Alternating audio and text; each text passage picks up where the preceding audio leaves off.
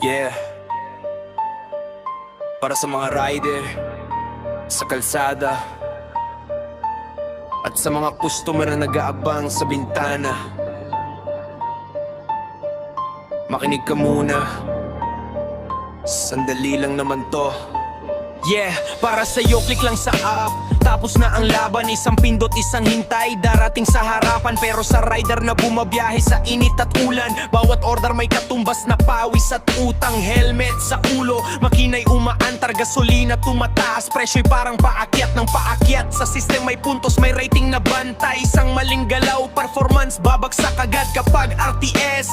Markado sa tala, completion rate bumababa, incentive mawawala. Kahit no show ka o kulang ang address na binigay, si rider pa rin ang magre-report sa pagbalik ng biyahe. Isang cancel, isang gas ang katumbas, isang walang pambayad bawas sa bukas. Hindi laro ang takbo sa daan, bota ang habol, pamilya ang dahilan. Isang responsableng order lang naman, malaking tulong sa taong nasa lansangan. Sa likod ng parcel na hawak mo sa kamay, may rider na umaasang okay ang biyahe ngayong araw. Habang ikaw naka-aircon, scroll lang si kuya nasa traffic. Pawis ang kalaban, init sa tanghali, ulan sa hapon, pero kuleri pa rin. Tuloy ang rotation pagdating sa hub, di pa tapos ang laban. I-check ang parcel, ililista ang dailan. Fail late delivery, ilalagay sa system, sunod-sunod na ganyan. Rating babagsak din, isang slot sana para sa ibang bahay na seryoso at may pambayad na tunay, pero napunta sa order na hindi tinanggap.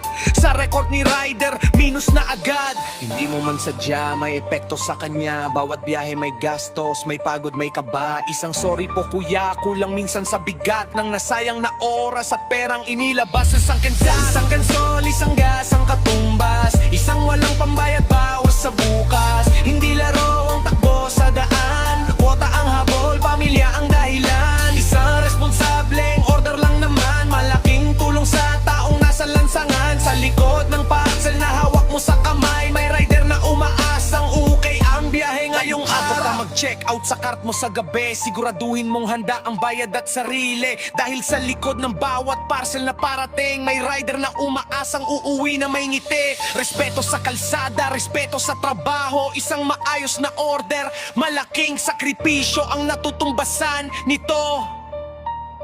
Nito, bosan nito.